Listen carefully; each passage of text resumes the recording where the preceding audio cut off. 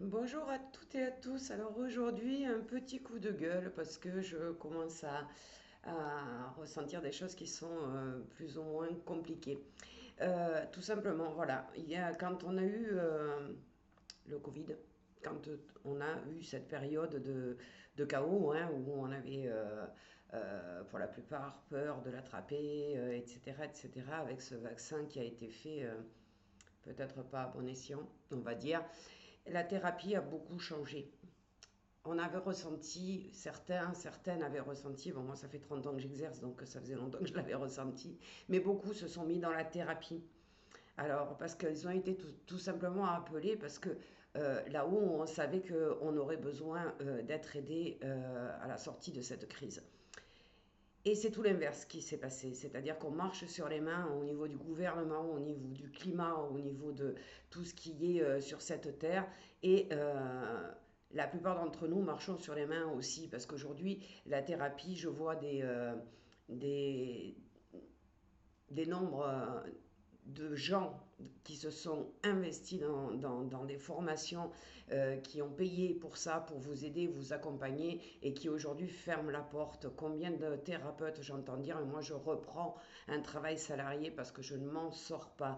Effectivement, on pensait qu'après le Covid, il y aurait un afflux de gens qui auraient besoin d'être aidés.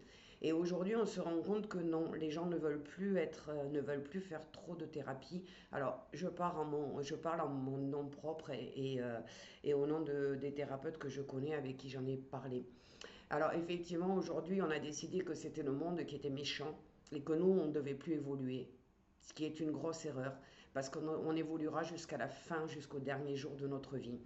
Alors, on a peut-être, pour la plupart d'entre nous, une idée fausse de la thérapie. On n'a pas besoin d'être malade, on n'a pas besoin comment dire, de problématiques euh, terrible ou de traumatisme pour aller voir un thérapeute.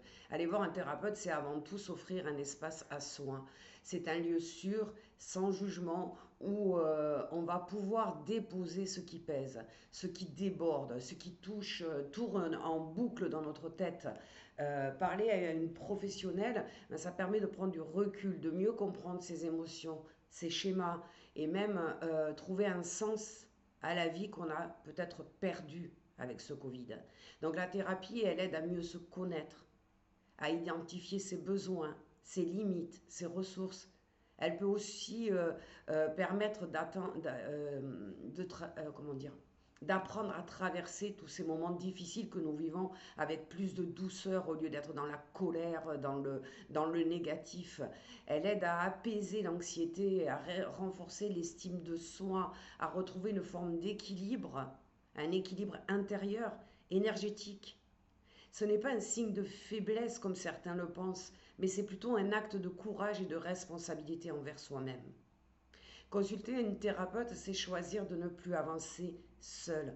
C'est s'autoriser à aller mieux, petit à petit, à son rythme.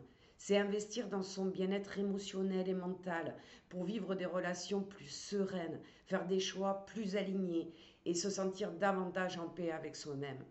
Alors la thérapie, c'est pas forcément quelque chose qui va vous transformer, c'est quelque chose qui va vous aider, vous accompagner tout au long de la vie, qui va vous permettre d'évoluer spirituellement, qui va vous permettre de traverser ces périodes difficiles beaucoup plus facilement.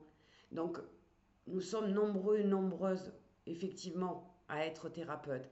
Alors, faites votre choix en fonction de ce qui vous parle, la personne qui a des énergies et qui, quand vous allez l'appeler pour prendre un rendez-vous, va vous rassurer, ou vous allez vous sentir à l'aise, ou vous vous sentirez chez vous quand vous irez chez elle. Donc, j'alerte, parce que là où on s'inquiète, les gens voient la vie actuelle et tout ce qui se passe négativement. C'est vrai que c'est négatif, mais on peut dépasser ça pour briller. Et plus on sera nombreux et nombreuses à briller, et plus ça ira mieux. Le monde ira mieux. Alors, réfléchissez et faites un bilan de comment vous vous sentez. Et n'hésitez pas à prendre rendez-vous avec un ou une thérapeute qui vous attire, avec qui vous vous sentez à l'aise et qui va pouvoir vous aider à cheminer plus facilement. Il faut vraiment faire éteindre toute cette colère que l'on voit tous les jours. Il y a un meurtre tous les jours, c'est un gamin qui tue quelqu'un. Il faut arriver à faire remonter le taux vibratoire de la planète. Et c'est vous et nous, les thérapeutes, qui pouvons le faire. Donc je vous demande tout simplement et humblement de réfléchir à ça. Et je vous souhaite une belle journée.